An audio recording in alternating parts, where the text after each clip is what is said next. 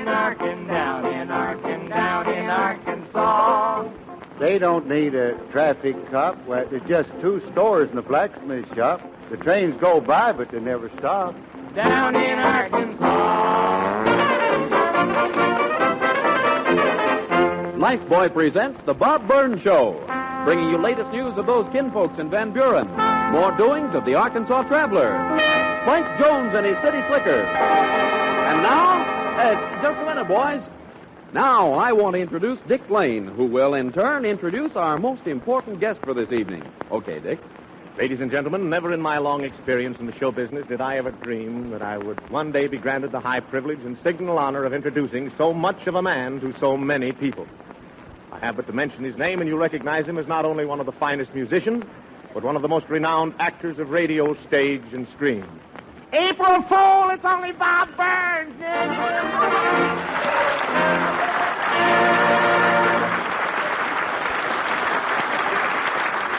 Well, that was Dick Lane carrying on just like that there. Ain't he cute? He's only 40-something. Dick, you ought to be ashamed of yourself, a grown man of your age. I am not. Oh, playing these April Fool pranks. Hey, don't it get discouraging, honestly, to see these grown men and grown people year after year carry on those boyhood pranks like they did on April Fool? I don't want to be an old cross patch or anything, but it's just kind of an obsession with me. That's the reason why on April Fool I never pay any attention to anybody. I just don't listen to anything anybody says. Not today.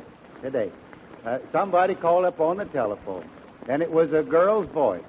And she wanted to know if I could have lunch with her today at 12 o'clock sharp at the Brown Derby. And I says, who is it? And she says, it's Hetty Lamar. Well, now, I knew it was just an April Fool prank, so I only waited 4 hours. Well, Bob, that new secret weapon that they call the bazooka, that isn't any April Fool's joke, and that must make you feel awful proud, huh? Yeah, Dick, that sure does make me feel proud. Well, I should think it would. Some of the higher-ups seem to think that bazooka might win the war. Well, that wouldn't surprise me none. I always did say my old bazooka won the last war. Well, I know you took it to France with you, but what makes you think it won the war? Well, now, Dick, now listen here. Now, man to man, what would you think? Well... Now, I took it over there, and I played it before all the soldiers, all the American soldiers, and the French soldiers, all the Allies. And suddenly it dawned on me one day that there was only one bunch of soldiers in the war that hadn't heard my bazooka. So I'll never forget, on the night of November 10th, I crawled out there. It was a dark night, and I crawled out in no man's land, halfway between the two armies, and I sat in a shell hole, and I turned my bazooka toward the German army, and for 4 solid hours I played that bazooka at them Germans. So that was the night of the 10th of November? The 10th of November. The next day, November 11th, the armistice was signed. Yeah. You know, the thing that makes me proud is just the fact that somebody would take the old bazooka and perfect it, and work on it. Now, I noticed I guess you noticed, if you've seen me play it, that I always, when I turn the bazooka toward an audience and play it, I always keep both eyes shut. That's because I just can't stand to see people suffer. And I've often wondered if that thing could ever be perfected so that it would make people suffer more. And when they come out with this new war instrument, this secret weapon called a bazooka, I thought at first, well, that's it. But then on second thought, that instrument is more humane than my old bazooka, because that thing kills people immediately. Mine just sort of numbs them. Well, sir, now I just, these people claim that this new instrument, when they turn it on something and turn it loose, that everything disappears. Well, ain't nothing new about that. My old bazooka has been doing that to audiences for years. I'm going to come back after a while and play it for you, just to show you what I mean. I'm kind of reminiscent tonight, but anyhow, I just can't forget that the condition that music was in when I first come back from France, the last war. The number that was sweeping the country then was a piece called the Vamp.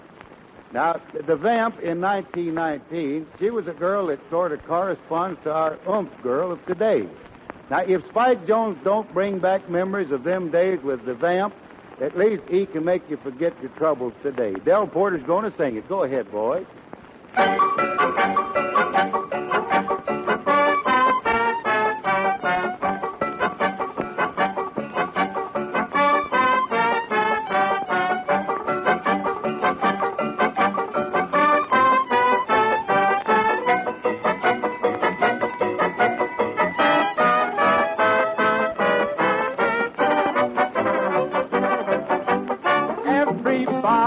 Do the vamp. Vamp until you get a cramp. Grab your tootsie, hold her tight. While they're playing, just keep swaying. Do a little what, not do a little foxtrot. When you settle up, don't fight. Vamp and swing along. La la. Vamp and sing a song. La la. Do a nifty step with lots of pep, and watch your reputation do. The bumblebee, a shake a wicked knee. Vamp all night and day. Keep vamping till you vamp your cares away.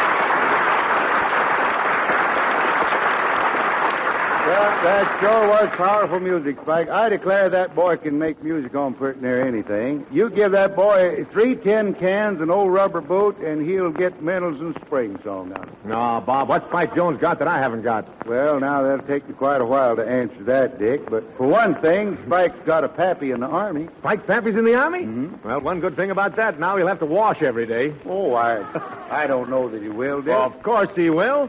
Chances are he'll use Lifebuoy soap because Lifebuoy is the most popular soap in the armed forces. And no wonder.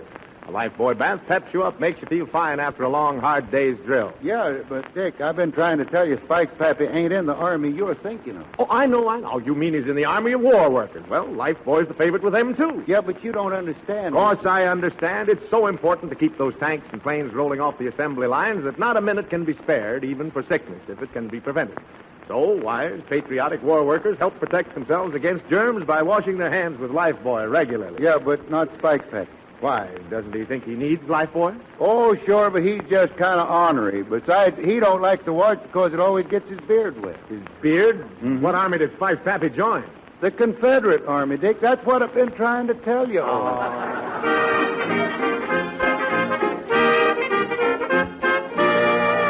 There have been some odd customers calling on the traveler in his office of the paper he edits, so let's see who it is this time.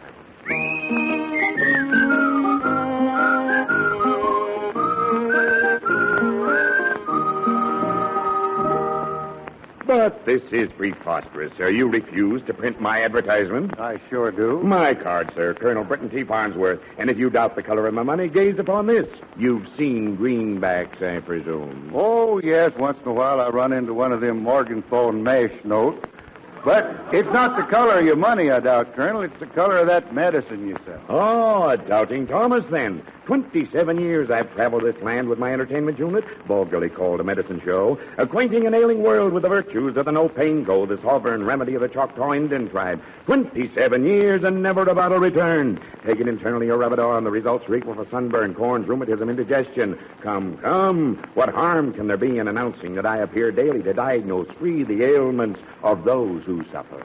Colonel, I learned a trick one time. I kind of like to show off among my friends. Now, I got here 3 walnut shells and an ordinary little pea.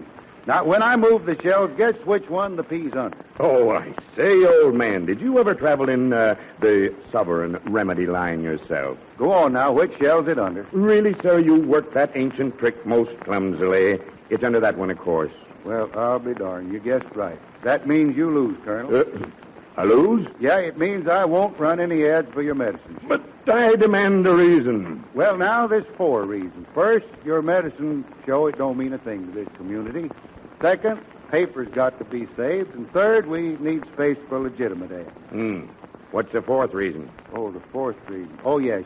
Well, I don't like your face. Good day, Colonel. This is preposterous. No, this is where you come in. Yeah, Dewey, want to see me? Yeah, sure do. This is an outrage. I shall go place my business somewhere else. Look, Traveler, I just caught this proof sheet. It says Butch O'Hara's a tire thief. That's libel or slander or something. Let me see it. Well, what's wrong? The story quotes Patrol Officer Pritchard is saying he caught Butch O'Hara red-handed, taking the tire off a roaster at 6 and Elm. Yeah, I don't care. You can't print it. Butch O'Hara didn't steal a tire. Oh, you know this, Butch. Is that it? Sure, I know him. That is, he goes to my school. Yeah, but, Dewey, we can't suppress news just because a friend's involved. I tell you, it's libel or whatever you call it. It says here, Dewey, that Butch has a bad record. He's caused the school a lot of trouble, and he's been picked up twice for minor violations. Fellow's liable to be judged by his past, Dewey. I know Butch is tough, but he wouldn't steal a tire. He couldn't. Got any evidence, or is that just a hunch? Both. That knife I had with the 4 blades and the bone handle, there wasn't a kid in school wouldn't have given his front teeth for it. Well, I lost it, see? And who do you suppose found it and gave it back? Butch O'Hara. Now, I ask you, would a guy like that steal tires? Does sound kind of out of character. Please, Traveler, they got Butch up at Central Jail. Can't we see him and maybe figure out what happened before this has got to be printed? All right, Dewey, if you insist. I'll get Chief Police Nelson's okay, then you and me are going to go and see Butch.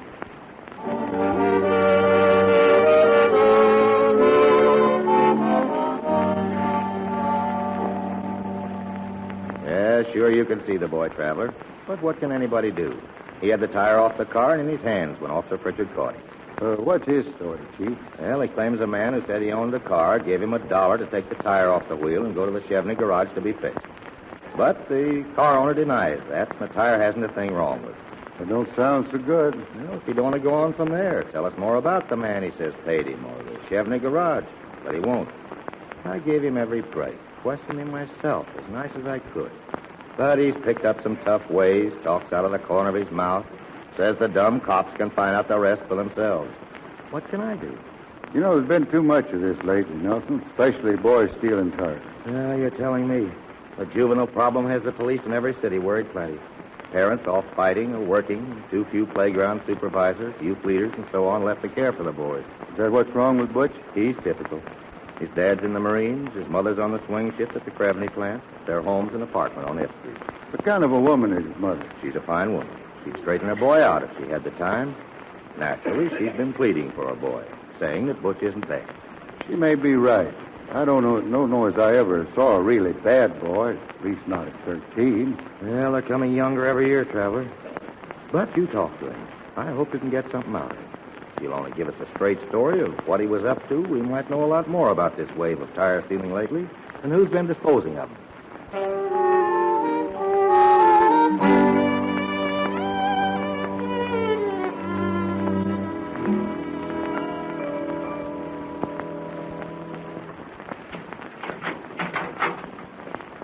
Hiya, Butch. Hi. I brought a guy to see you, my boss on the paper. Butch O'Hara, the Traveler. Traveler, this is Butch O'Hara. Hi, son. Okay, what'll you have? A story with or without the sobs? Can't a fella come to see you without wanting something? Dewey here says you're innocent. I don't want to have to print anything that might harm you for the rest of your life, Butch. I told my story about 20 times to that dumb chief. Ask him. No, don't be like that, Butch. The traveler's okay. He's a real guy. I said I told my story. The guy said the car was his. Gave me $1 to take off the tire into the Chevney garage. While I was doing it, the cops came up and started trouble. That's all I know. What kind of a guy, Butch? How do I know? He was dressed all right. Talked like he might own a car like that. Had a lot of dough in his pocket. Any idea how much money? I couldn't tell. He just peeled $1 he gave me off a roller to choke a horse. You gave no name? Why should he? He never asked mine. Well, how old a man was he? Oh, older than you, kind of, I guess. I don't know. Well, now, would you know him if you saw him again? I sure wish I could get the chance. All right, Butch. I'm going to ask Chief Nelson to let you look over the file of photographs at the fingerprint bureau. It'll take patience, thousands of them, but you might come across the man who gave you that $1.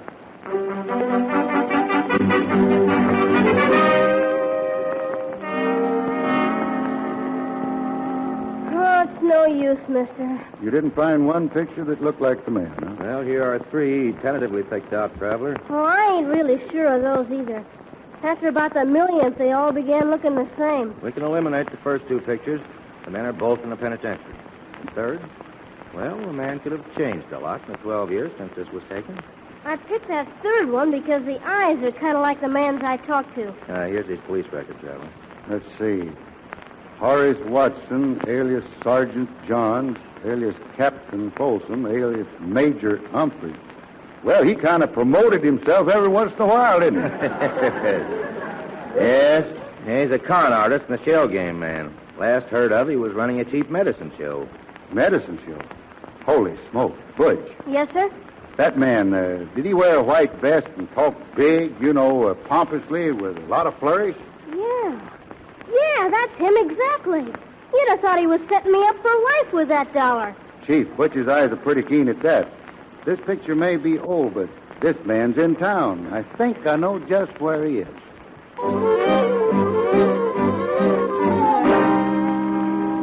Yes, indeed, no pain co, a sovereign remedy. Secret with the Choctaw Indian crime until revealed to yours truly, Colonel Britton C. Farnsworth. Well, if it isn't the esteemed editor of the local paper. Try a bottle, sir. No, me and my friend, we're just looking around your place. Where's your crowd, Colonel? Business seems slow. Oh, they come and they go. That's life. You haven't been using this medicine racket to cover a new line, have you, Colonel? I don't think I understand, sir. Anything to do with the stolen tire racket? If you infer I'd be in anything but legitimate trade, sir, you're badly mistaken. What do you know about the Chevney garage, Colonel? Chevney garage?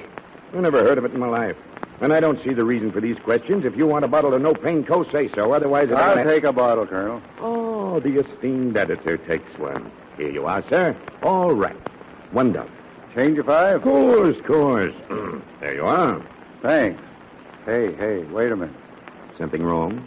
You've got a lot of nerve trying to pass off a counterfeit $1 like this on me. I saw nothing wrong with him.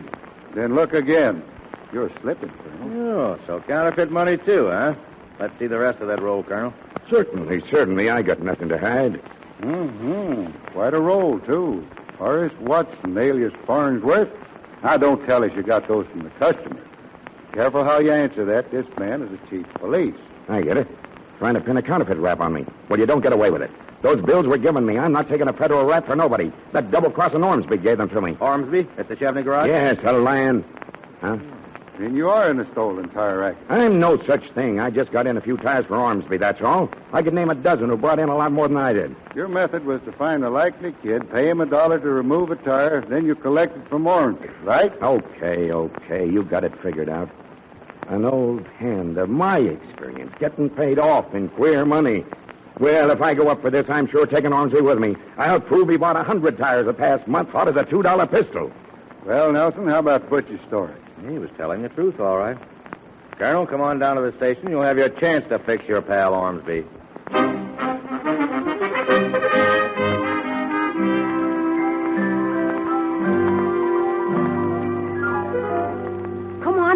Come on, kill the umpire. Batter up. Come on, right over the plate. All right, Dewey. I told you to practice your baseball outside my home. Oh, gee, I forgot, boss. But Butch O'Hara, he's organized a new team, and he's letting me be catcher. That's for solving his case, you might say. Well, that's kind of decent of Butch. You understand, he's pretty much the town's model citizen these days. Yeah, and he and his gang have been doing just like you told them to. They sold 1,000 pounds of scrap yesterday.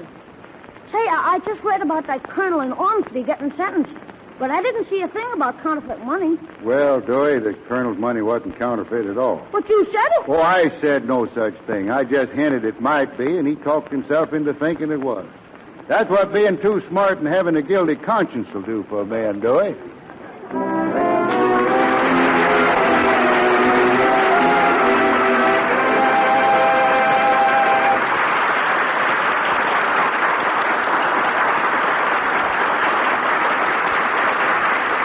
Before Bob returns to tell you about his relatives, Spike Jones is going to help me tell you about a lovely young girl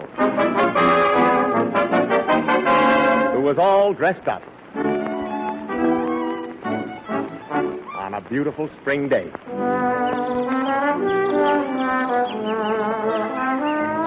Ah, but she was very, very sad because nobody loved her. And the reason was... Right. Then this lovely young girl started using Lifebuoy. And everything turned out fine. She got all dressed up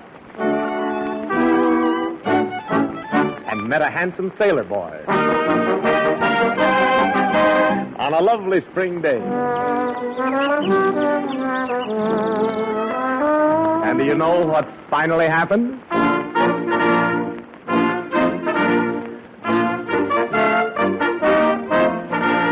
Right. Now, that girl was lucky because she woke up to Lifebuoy. But so many of us forget that we, too, perspire, and we have to beware of B.O., especially in the spring and summer. It's worth your while to take a Lifebuoy bath or shower every day. For Lifebuoy in that daily bath really stops B.O. fast. Well, as fast as a sailor stops a pretty young girl all dressed up on a beautiful Sunday morning in spring. Frank, let's hear you and the boys tell the whole story yourselves.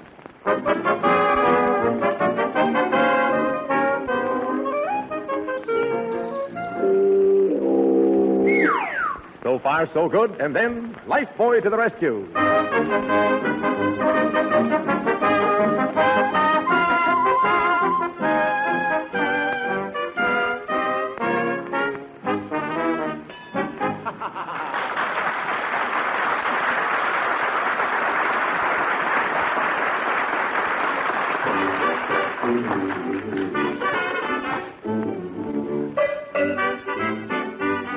And now, here he is again, Bob Burns. Here's Robin.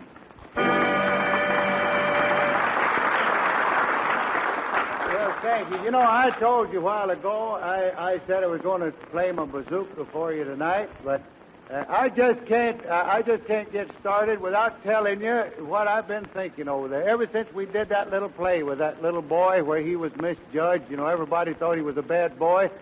That took me back to the time when I was a boy, when I first invented the bazooka. Everybody in Van Buren thought that I was just wasting my time. And they thought I was a bad boy, especially in school. And I'll never forget this day. We were working on, well, it wasn't arithmetic either. I didn't take arithmetic. It was, it was grammar. That's what I know, because I didn't have no time for nothing but grammar. And I remember that the teacher come around to me and she says, "Why ain't you writing in your copybook?" And I says, "I ain't got no pencil."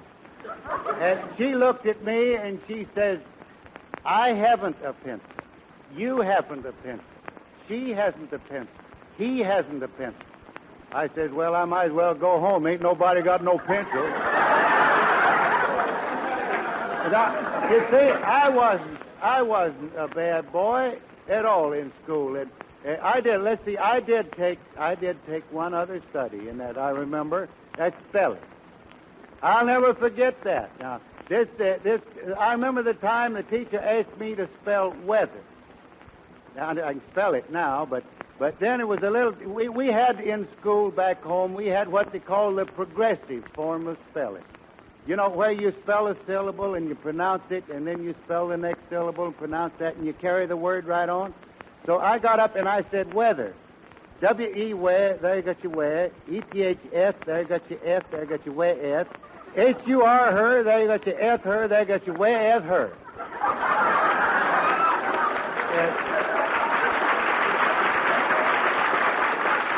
And this teacher looked at me a long time.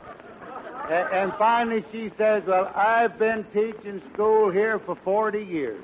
And that's the worst spell of weather we ever had. But now, you see, that teacher was wrong there to discourage me like that at that tender age. I was only 17. I think, that children should be encouraged. And that's the reason why, to this day, when I see a boy trying to better himself, I always try to help him as much as I can. That's now like my cousin Luther Roundtree. Now, today he went down to take an intelligence test, and I've been helping him. Luther, come up here. I've been helping him with his examination. That Luther, you was late getting to the show today, and I didn't have a chance to find out how you come out on that intelligence test. Well, the reason I was late because I didn't have no gas for my car, and I had to ride my mule in.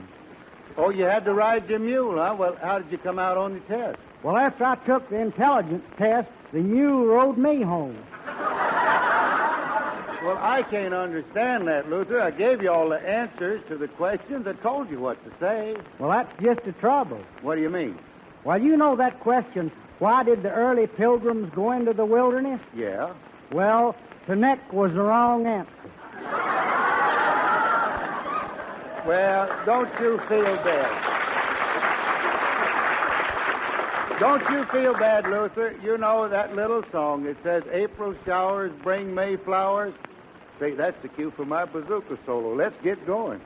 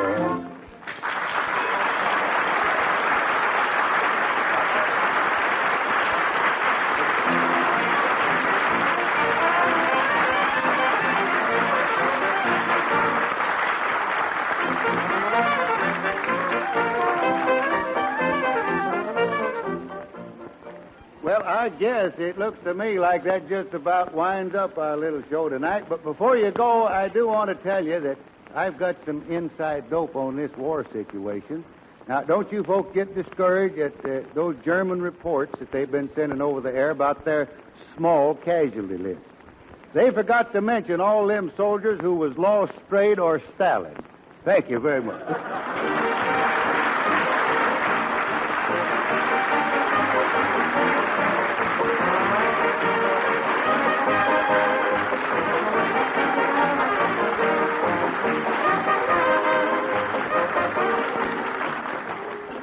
The makers of Lifebuoy will again bring you Bob Burns next week at the same time with more about his relatives, more doings of the Arkansas Traveler, and Spike Jones and his City Slickers.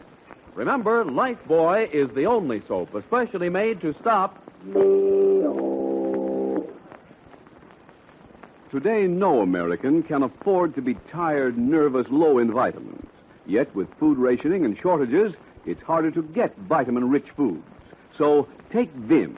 Vims give you, all the vitamins government experts say are essential. and The balanced formula doctors endorse. And in addition, Vims supply all the minerals commonly lacking. Get Vims at your druggist. VI for vitamins, double MS for minerals. Get that Vims feeling. This program came to you from Hollywood. This is the National Broadcasting Company.